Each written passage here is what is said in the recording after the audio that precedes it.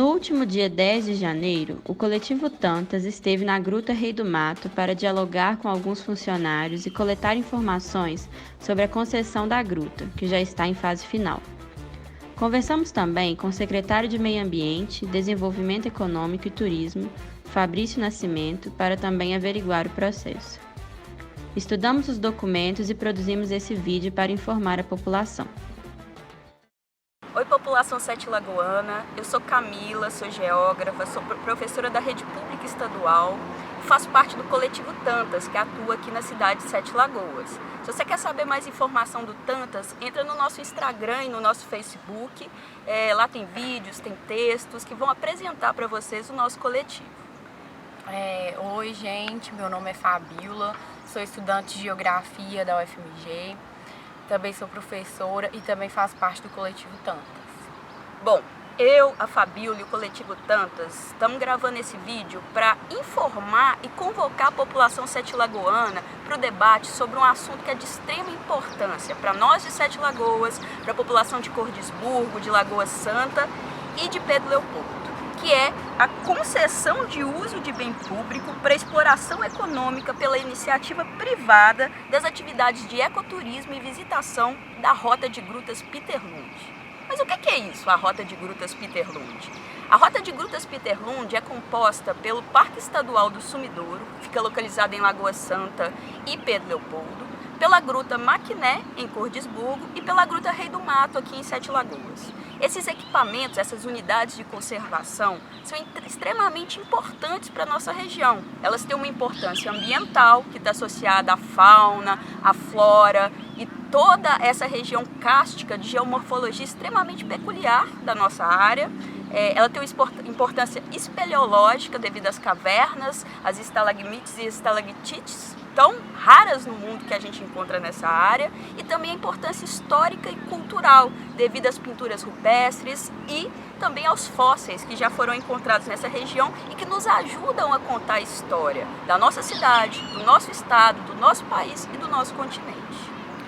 Então, como que funciona e funcionou até hoje a gestão dessas grutas aqui no nosso estado? Antes de todas elas, tanto da Maquiné quanto da Rei do Mato, quanto do Parque Estadual do Sumidouro, elas eram gestões e quem era o responsável era o município. A partir de 2009, foi assinado o acordo da gestão compartilhada entre o Estado e o município. Então, tanto o Estado, através do IEF, que é o Instituto Estadual de Florestas, e os municípios eram responsáveis pela administração dessas grutas. Então, esse modelo de gestão compartilhada foi tanto para a Rei do Mato, quanto para o Parque Estadual do Sumidouro, quanto para Cordisburgo, que é Maquiné, né? A gruta de Maquiné. E aí, nesse tipo de gestão, toda a parte de proteção, preservação e manutenção ambiental, bem como a parte de prestação de serviço, que é voltado para os visitantes, né, que é restaurante, lanchonete, loja, enfim, tudo isso era de responsabilidade do município e do Instituto Estadual de Florestas. E aí, qual que é a proposta agora, então, dessa gestão que a gente vai discutir nesse vídeo? A proposta é também ser uma gestão compartilhada, só que dessa vez vai ser entre o Estado e uma empresa privada. E aí a gente está no processo então de consulta pública, o site do IEF abriu, está lá disponível para quem quiser olhar.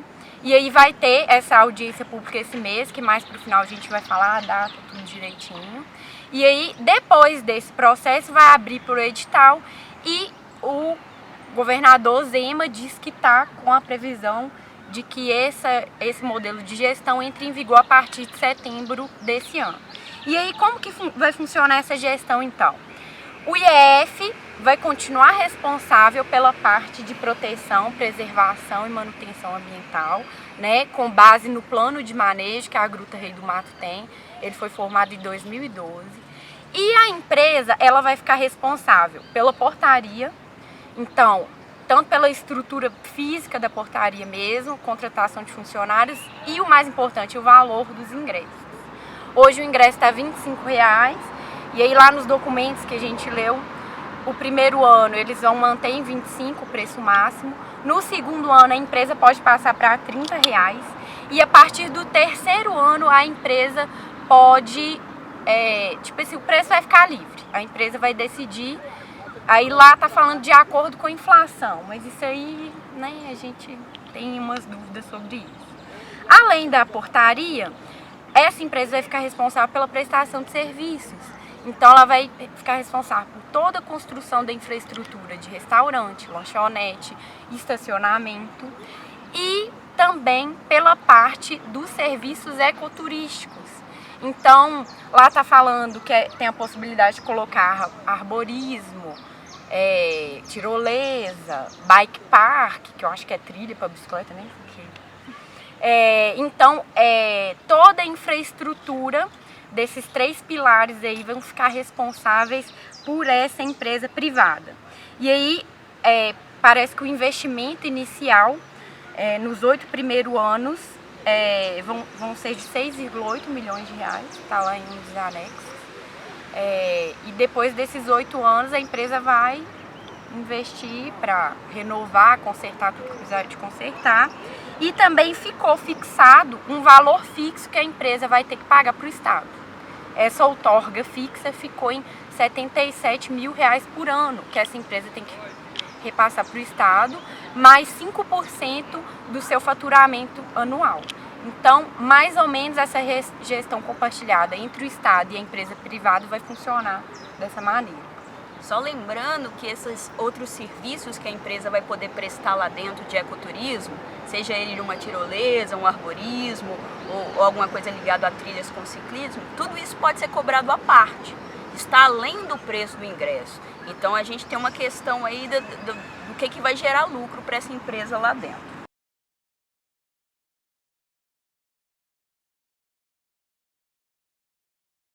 Bom, o primeiro problema que nós identificamos diz respeito à própria audiência pública, que vai acontecer dia 31, sexta-feira agora, às 14 horas. Ela vai ser realizada em Belo Horizonte, né? Então ela vai ser feita fora dos territórios das unidades de conservação.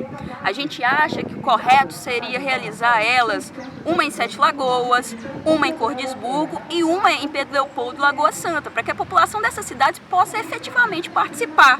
Sendo realizada em BH, fica difícil para a população se deslocar e ir participar da audiência pública. Outra coisa diz respeito ao dia e ao horário. Sexta-feira, às 14 horas, é o horário que grande parte da população vai estar trabalhando. Então, o trabalhador não vai conseguir ir até Belo Horizonte no horário de 2 da tarde para poder efetivamente fazer com que o processo seja democrático e que haja uma escuta da população dos locais onde estão as unidades de conservação.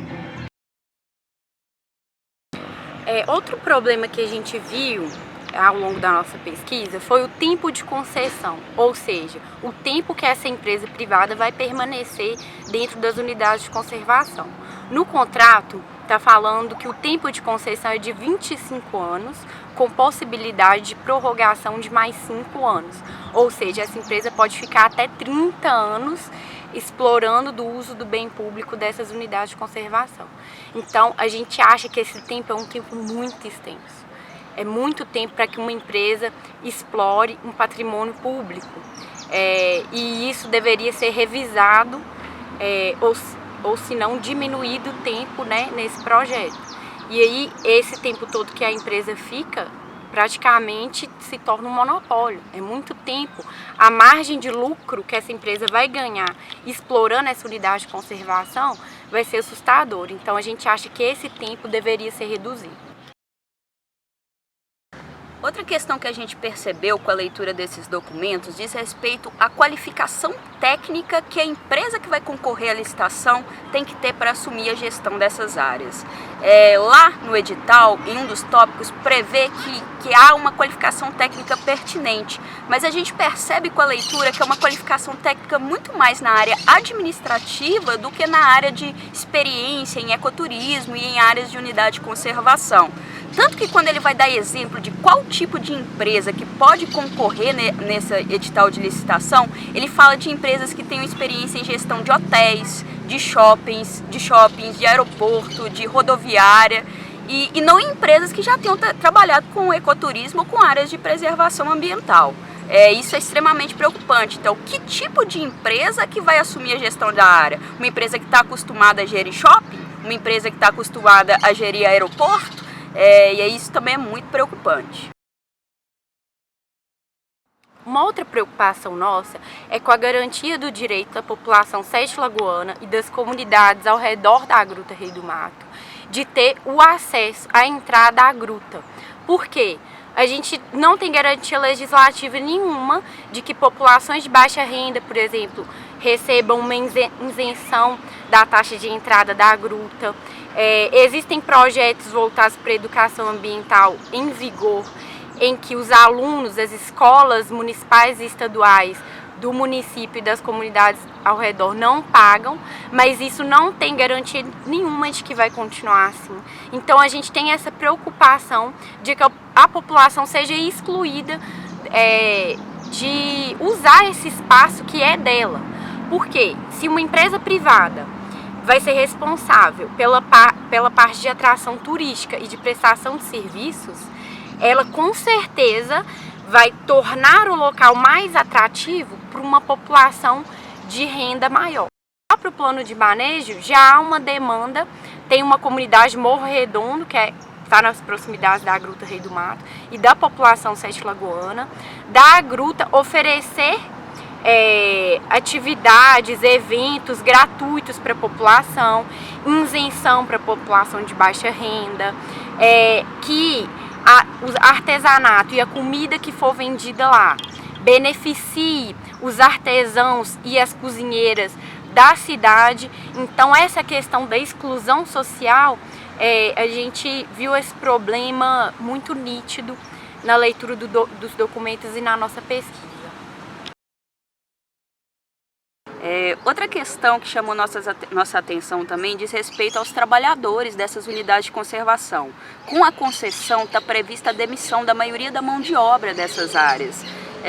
Então muita gente vai ser demitida porque a empresa que vai assumir a concessão que vai recontratar a mão de obra, e não há previsão no edital ou no plano de negócios ou em nenhum dos anexos que essa mão de obra seja prioritariamente dos locais onde estão localizadas a unidade de conservação. Então é preciso garantir em edital e em contrato que a mão de obra local seja prioridade na contratação. Legalmente não se pode garantir que seja daqui, mas a prioridade pode estar prevista no contrato, sim. Com a demissão da mão de obra também nos preocupa a continuidade da gestão dessa área pelo IEF. O IEF, com uma mão de obra reduzida, ainda vai ficar responsável pela gestão e manutenção da maior parte da área, já que a empresa vai administrar somente o centro administrativo, as trilhas e os equipamentos. Todo o restante da área ainda fica a cargo do IEF, com uma mão de obra extremamente reduzida para fazer essa fiscalização. O que nos leva a uma questão final: como que o IEF, com mão de obra reduzida, com contexto político que desfavorece e com a administração da maioria das áreas, vai conseguir fazer frente ou fazer o enfrentamento ou fazer as cobranças que ele precisa fazer quanto à preservação ambiental dessas áreas? Uma outra questão que ficou para a gente é: os objetivos das unidades de conservação vão ser respeitados?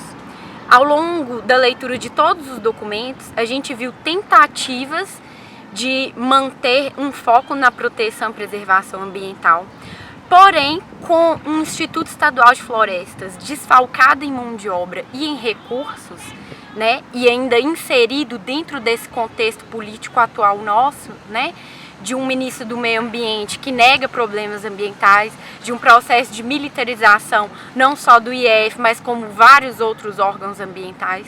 Então a gente ficou muito preocupada se os objetivos das UCs vão ser respeitados. Então a gente sentiu que todo esse processo focou muito na parte turística e a parte de preservação ambiental foi deixada de lado.